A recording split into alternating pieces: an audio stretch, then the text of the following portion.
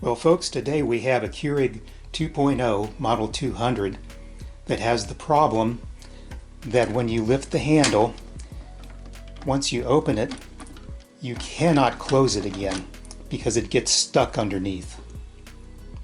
This is not the first unit to have this problem.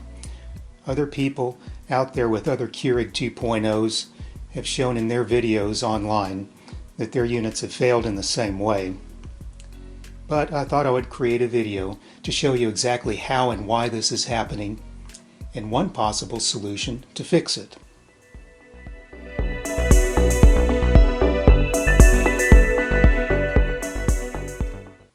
I'm going to start by removing this display shroud here. I'm only going to remove it so that you can see things better without this thing blocking your view. Hopefully you'll be able to do the fix on this without having to remove that display shroud unless it really gets in your way. But I'm going to remove it so that you can see things better. So here we are underneath the display shroud area. Since we're going to remove the display shroud, we first need to remove these two screws there and there, just like we would on just about any other Keurig you can find. And I'll go ahead and remove those, and then we'll move on to the next step. Now that we've removed those two screws from under here, when we lift up the handle, you can see pretty clearly that the shroud or display cover is getting pretty loose. So if we lift this handle up far enough, we're actually able to squeeze the sides here and force it up through the handle and pop it out. So at least the front of it is becoming loose. Okay, now if we move the handle back down again, and if we push all the way down, we can begin to start removing the back where it's kind of hooked in there. Now on some other videos, people show you just sliding this out really easily, and they're correct, but their model for some reason is a little different than this one. The way it engages in there and hooks in there is a little different. This is a Keurig 2.0 Model 200, and it gets kind of hooked in there. So for this, take the handle all the way down and push it even as it's all the way down. Just keep pushing it. Start twisting this to the side slightly and twisting it both sideways, and twist it that direction also. Start finagling this thing to come out.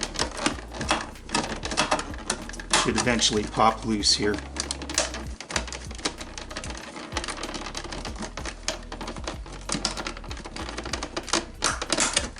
And now it's loose. There's where it hooks in.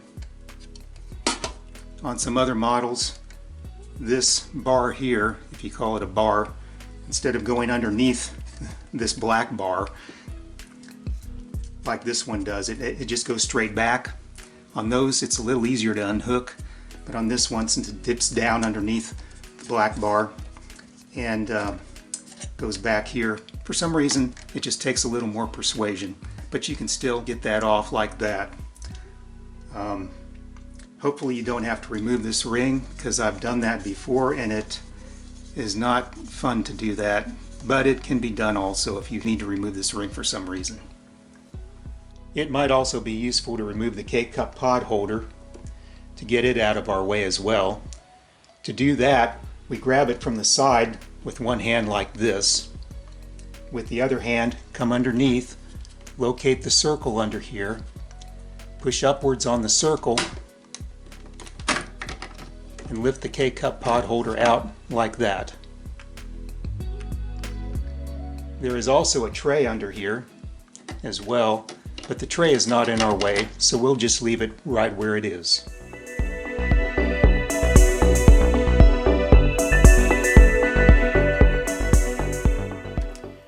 Raising the arm now. See that? Right there. This tray here is getting caught on the needle that's supposed to pierce the K-cup pod. And this tray is out of place. It's not working correctly. This tray here. When you open it,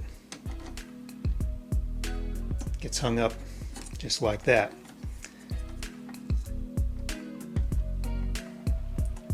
You can clear that tray by pushing it down, but who wants to do that? The machine really should work correctly, and some people actually do it that way, get used to dealing with it. But there's a reason why this tray is out of place. I'll give you a shot here coming up to show you why. Back in the mechanism, there's an area here, this gap that you see where the screwdriver's in. That is supposed to be occupied with a plastic tab. That plastic tab is not there, it's broken off. You can see there back that gray line there, that's where the tab used to be before it broke off. And that tab is supposed to hold this bar up here to keep the K-cup arm up so that it doesn't fall down while you're taking your pod in and out.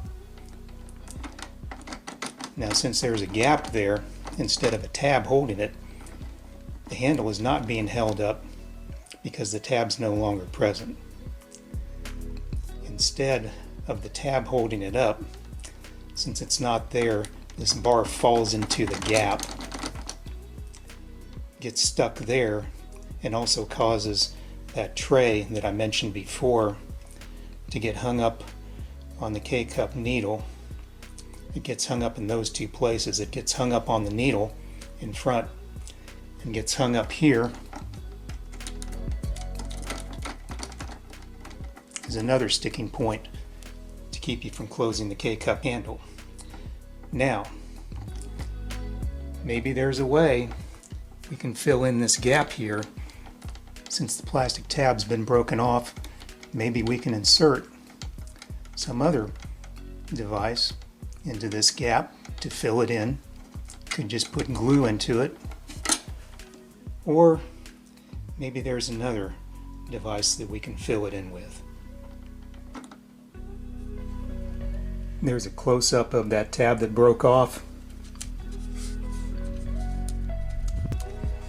It's meant to be kind of a plastic spring of sorts, cantilever spring if you will. The metal bar is supposed to rest against this rounded surface here, and this so-called spring is supposed to flex a little bit. Well, it's plastic and it's rigid and it doesn't flex very well, so it eventually gives out.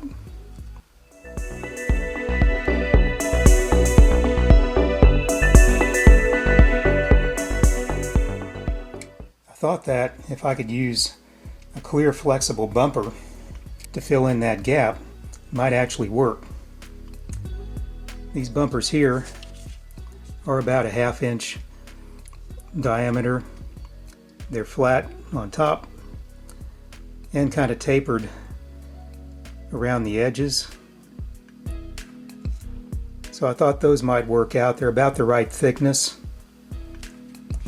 These are, as you can see there, 1/2 inch diameter.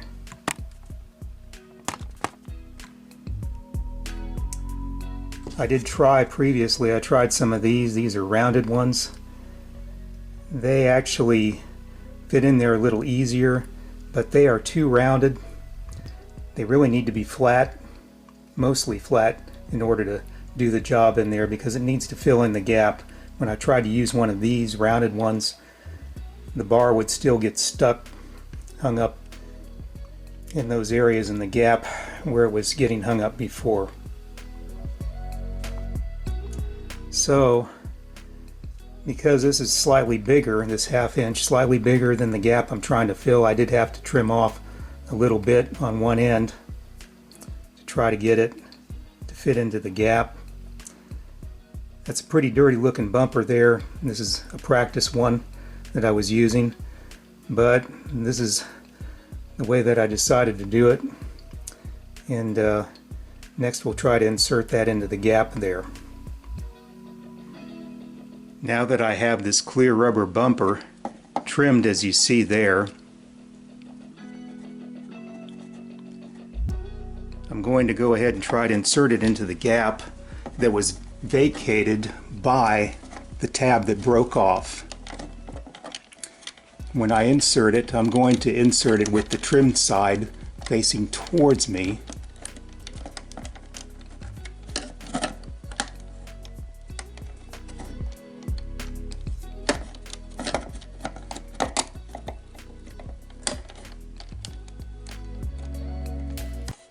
And that's about as far in as it's going to go.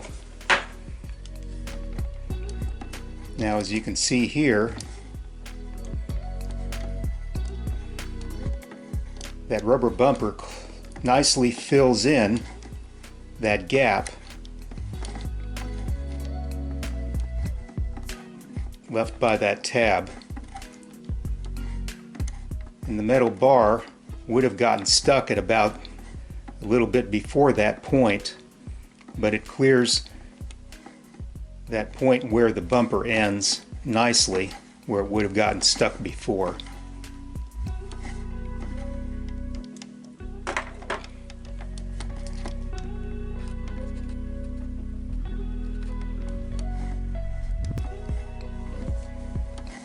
You can see here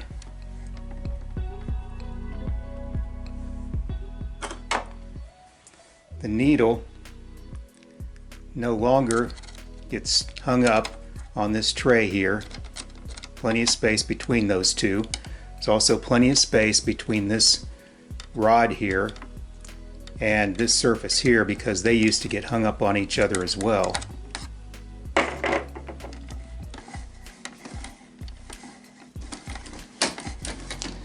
The only thing remaining is to reassemble it in the reverse order in which I disassembled it, starting with this end here, putting it in first, getting it caught into place there, and taking the two screws here and putting them in place in those holes there once this thing is where it belongs.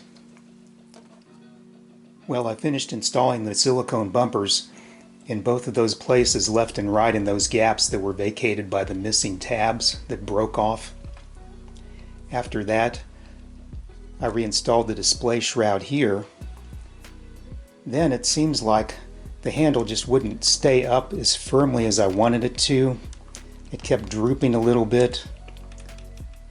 And I looked and I found out that it was this display shroud. When I added the display shroud, it added just enough extra weight that it was weighing down the handle and making it start to slowly droop. And the whole purpose of those tabs that broke off was to hold it up, and I wanted the silicone bumpers to do that also. So I took the silicone bumpers back out, got some just regular thin double stick tape like this, and wrapped it around itself about 5 layers deep, and formed a flat pad here, just its own double stick tape pad to put underneath of the rubber bumpers to add just that much more thickness to that bumper thickness that was already there. That's maybe a little less than a 32nd of an inch, but for some reason it made all the difference when I did that. Put it under both bumpers on both sides. It's very firm now and it holds itself up easily. Maybe you can see inside there that double stick tape pad that I put underneath the bumper to beef up the thickness just a little bit. It seemed to do the trick. When I started this project, I wanted to come up with a real obvious drop-in fix for the thing. It turned out to be a little more complicated than I hoped, having to trim the rubber bumpers and put double stick tape under it. But in the end, it seems to be worth it. It's working very well.